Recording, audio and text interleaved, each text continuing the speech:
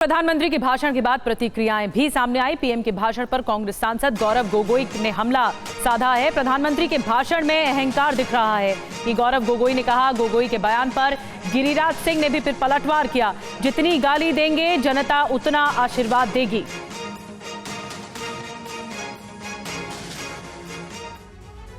फर्क बस इतना ही था कि खरगे जी ने अपने पद की गरिमा और सदन की गरिमा बचाई रखी और प्रधानमंत्री जी ने अपने वक्तव्य में जो कटुता और जो अहंकार व्यक्त किया, इससे मुझे राहुल गांधी जी की सदन में कही हुई एक बात याद आती है कि रावण को उसके अहंकार ने ही हराया। तो ये अहंकार के साथ उन्होंने कांग्रेस पे बड़े आरोप भी लगाए।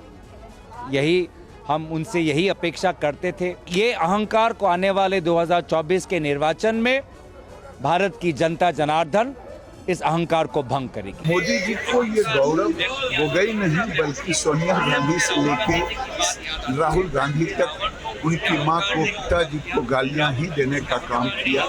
जितना गाली देंगे उतना मोदी जी को जनता आशीर्वाद देगी। पीएम के भाषण पर कांग्रेस सांसद शशि थरूर का बयान, कहा कभी नहीं पूरा होगा पीएम का लक्ष्य।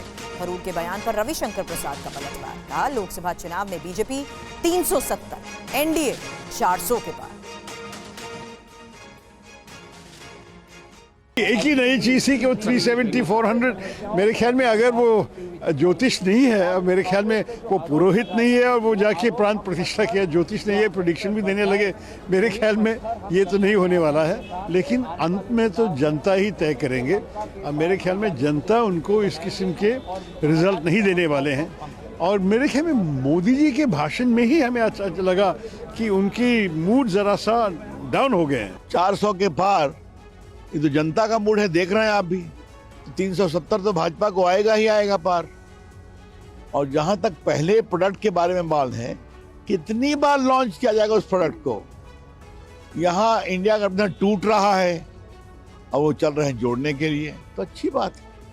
तो ऐसे प्रोडक्ट के बारे में क्या कहा जाए, लेकिन कोई कुछ बोल सकता नहीं है, क्योंकि जो है तो है। ये आज हमारे प्रधानमंत्री का भाषण बहुत उत्साहवर्धक था।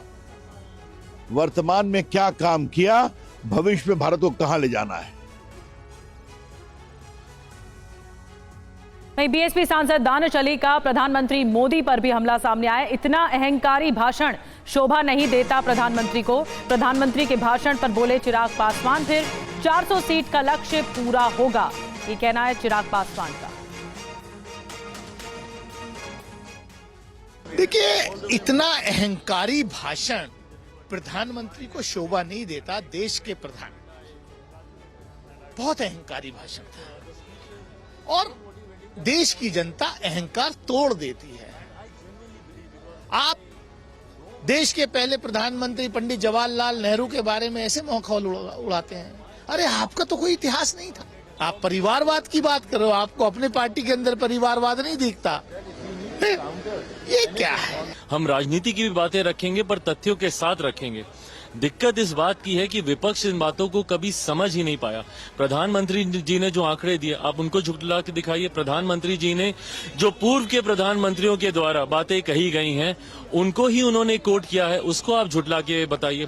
पर हकीकत है कि मेरे प्रधानमंत्री जी का जो एक क्लियर विजन है विकसित भारत के निर्माण को लेकर, ना सिर्फ उन्होंने पिछले 10 साल का उन्होंने ब्यौरा दिया, बल्कि अगले 1000 साल की नींव रखने की उन्होंने बात की है।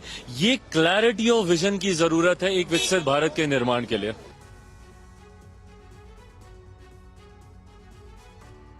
और ज्ञानवापी मामले में आज 2 अहम सुनवाई होगी। वाराणसी जिला अदालत में सुनवाई होगी। अवरुद्ध तहखानों के एएसआई सर्वे की मांग की गई है। इलाहाबाद हाईकोर्ट में होगी सुनवाई, जहां जिला अदालत के फैसले को चुनौती दी गई है।